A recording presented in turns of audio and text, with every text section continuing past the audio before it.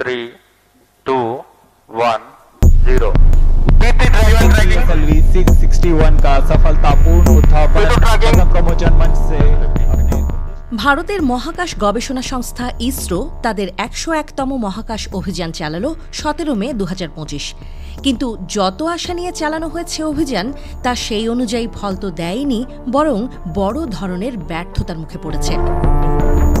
রোববার ভোরে শ্রীহরিকোটা থেকে উৎক্ষেপণ করা হয় PSLV C64 নামের রকেট, যার মাধ্যমে EOS-09 নামক একটি কৃত্রিম উপগ্রহ মহাকাশে পাঠানোর পরিকল্পনা ছিল।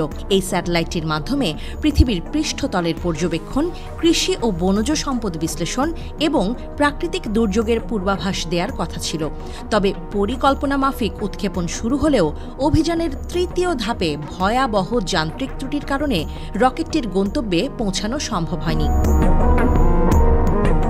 ইসরোর তরফ থেকে জানানো হয়েছে, রোববার ভোর ৫টা ৫৯ সতীশ ধাওয়ান স্পেস সেন্টার থেকে রকেটটি উৎক্ষেপণ করা হয়। প্রথম ও দ্বিতীয় ধাপ নির্বিঘ্নে অতিক্রম করে রকেটটি। তবে তৃতীয় ধাপে এসে ঘটে বিপত্তি।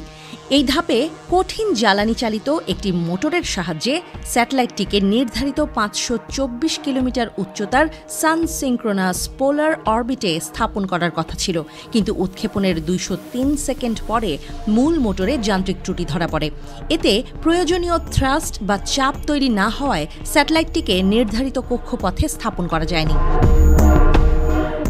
ইসরোর chairman V Narayan S press বিজ্ঞপ্তিতে জানান, আমরা আজ EOS-09 উৎক্ষেপণের চেষ্টা করেছিলাম। মোট ৪টি ধাপে এই উৎক্ষেপণ প্রক্রিয়া সম্পন্ন হওয়ার কথা ছিল। প্রাথমিক ২টি ধাপ ভালোভাবেই সম্পন্ন হয়েছে, তবে তৃতীয় ধাপেই ত্রুটি ধরা পড়ে, যার ফলে আমরা বুঝতে পারি এই মিশন সফল হবে না। আমরা ইতোমধ্যে তদন্ত শুরু করেছি এবং খুব শিগগিরই আবার ফিরব। উল্লেখ্য, EOS-09 উপগ্রহটির ওজন ছিল প্রায় ১৬৯৬ কেজি।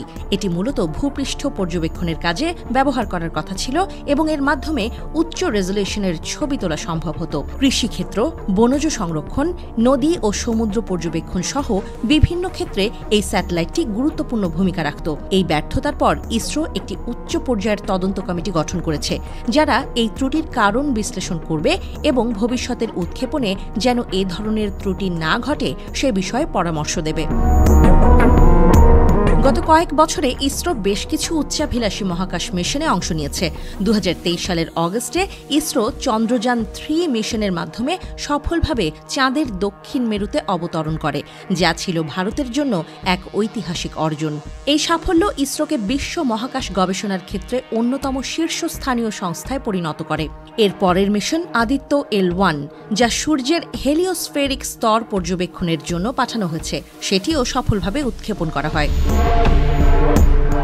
অন্যদিকে ২০২২ সালের প্রথম দিকে SSLV রকেটের একটি পরীক্ষামূলক উৎক্ষেপণও ব্যর্থ হয়। সেটিও তৃতীয় পর্যায়ের ডেটা বিশ্লেষণে গড়মিল পাওয়া যায় এবং উপগ্রহটি সঠিক কক্ষপথে স্থাপন করা সম্ভব হয়নি।